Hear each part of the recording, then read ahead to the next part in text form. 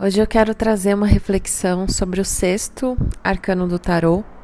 Eu falei um pouquinho sobre ele ontem ou anteontem, aqui na tiragem dos stories.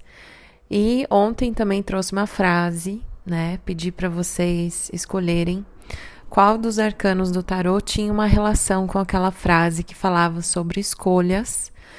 E a partir de uma escolha existia uma renúncia.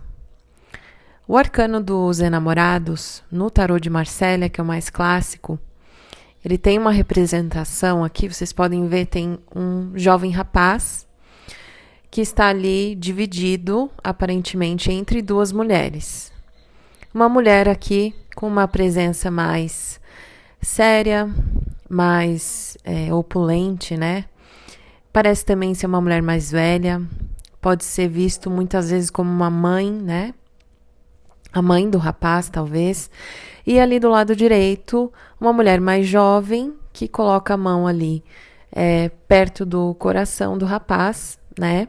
E você pode ver que o corpo do rapaz, ele tá virando mais para esse lado, enquanto que a cabeça está mais em relação à mulher da esquerda. E acima do rapaz tem essa representação aqui do cupido, né? Da flecha do cupido. Então, esse arcano do tarô fala muito sobre essa questão de amadurecimento a partir das escolhas e de você sustentar as escolhas que você faz na sua vida de forma responsável. Cada escolha tem uma consequência. O que acontece aqui é que essa questão de você ter, né, assumir sozinho a responsabilidade por qualquer ação que você tome, qualquer escolha que você faça, e aí sim, remetendo àquela ideia da frase, né, que eu deixei aqui ontem, cada escolha pressupõe uma renúncia, porque a gente não pode viver dois caminhos ao mesmo tempo. Mas ao mesmo tempo, quando você deixa algo para trás, alguém, alguma situação para trás, e vai totalmente na outra direção, sem resolver dentro de você as questões com aquela outra opção, aquela outra alternativa na sua vida, é como se aquilo se chegasse num local assim interno seu como uma sombra, como um peso, né? Então você seguiu outra direção ou você escolheu outro caminho, outra pessoa, mas aquela outra possibilidade sempre fica ali como que te assombrando, né? Que seria o peso de precisar renunciar de um outro caminho que você talvez gostaria também de viver ou que tinha uma certa importância para você. É aquela coisa, né? De você... tem muita gente que fala, eu saio de casa e aí eu sinto vontade de estar em casa e aí quando eu estou em casa eu quero sair, ou quando eu viajo eu sinto saudade de casa, quando eu estou em casa eu fico louco para viajar, eu sinto saudade de viajar, e você nunca fica ali por inteiro, né? Existe uma divisão. Essa questão aqui dessa divisão realmente diz respeito a maturidade de se resolver com o ponto do qual você precisa realmente deixar para trás, do qual você precisa transcender, precisa estar maduro, precisa estar bem resolvido dentro de você. Voltando à imagem aqui dessa carta, por exemplo, vamos colocar aqui esse rapaz, né, jovem, ele tem ali a mãe, o conforto de casa, o conforto, né, do aconchego materno, da segurança material, da criança dele que foi bem acolhida, bem sustentada pela mãe, e por outro lado, a mulher, o sexo, a virilidade, né, a vida adulta, o encantamento, mas que também traz certa insegurança. Então, muitas pessoas ali podem ficar muito presos, né, naquela representação ainda infantil, por se sentirem mais confortáveis ali do que seguir adiante para a vida adulta. Mas por que você não consegue, talvez, fazer essa escolha de forma inteira, de forma saudável? Porque alguma coisa ali em relação aquela criança ainda não está bem resolvida. Porque o impulso realmente, a vida, sempre quer levar a gente para frente. Sempre traz esse aspecto de amadurecimento, mas também pede um equilíbrio. Então, quando você vai de um extremo ao outro, né, que muitas pessoas aqui, por exemplo, vou dar um exemplo aqui com homens, tá? Especificamente. Muitos homens podem negar, né, deixar para trás a figura materna, mas aí vão para um outro extremo, que é o Dom Juan, que são relações rasas, superficiais, que as pessoas nunca se aprofundam de forma emocional, porque o amor, ele ficou para trás a partir do momento em que você rompeu ali, né, entre aspas aqui, a relação com a infância, a relação com a mãe. E você foi para o outro extremo, que é o sexo, a aventura, né, mas sem aquela maturidade que existia ali talvez na relação, ou o potencial, né, de maturidade que existia na relação amorosa com a mãe. Então aqui você foi para um outro extremo. E o que acontece? Aquela situação com o maternal, com o amor, com a família, sempre te assombra, né? Então são homens aqui que, por exemplo, tem uma dificuldade de expressar os seus sentimentos, tem relacionamentos difíceis com a mãe, tem uma dificuldade de entrar num relacionamento e ter um comprometimento, então vão ter vários casos, vários affairs, e aqui eu só estou dando o exemplo do homem, mas isso pode se aplicar à mulher também, tá? Eu estou falando aqui por conta da figura da carta, né? A mulher também pode ter essa questão. Com a figura materna, ou também a gente pode colocar ali no outro extremo a figura paterna, né? Ela sente que precisa daquela segurança que ela não tem dentro de si, então talvez ela busque num parceiro, mas ela não tem dentro dela, né? Então isso nunca vai vir de um ponto externo. O rapaz que não tem em si o amor, talvez, da mãe, ele sempre vai buscar no outro, mas ele nunca vai ter dentro dele. Então, é um ciclo de insatisfação e de inconsciência. A partir disso, eu gostaria de trazer uma reflexão de algumas notas aqui que eu tomei a partir do livro Jung e o Tarot, uma jornada arquetípica, da editora Cultrix, da Sally Nichols.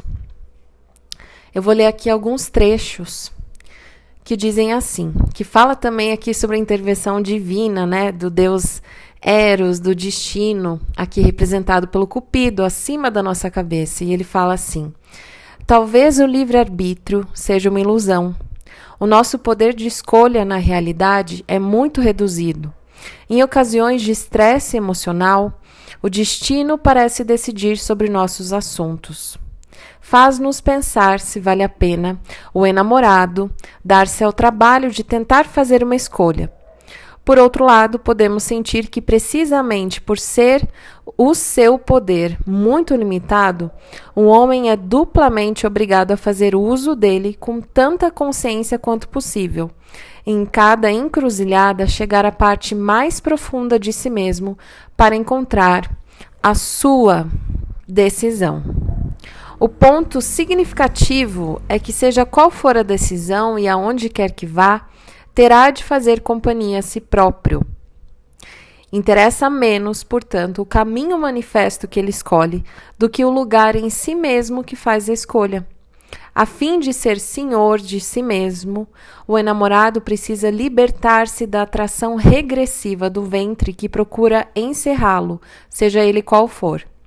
Precisa desvencilhar-se da sua fascinação mortal, libertar a própria alma e envolver-se na vida. O conflito é a essência da vida, é a prima matéria, o primeiro ingrediente necessário a todo o crescimento espiritual.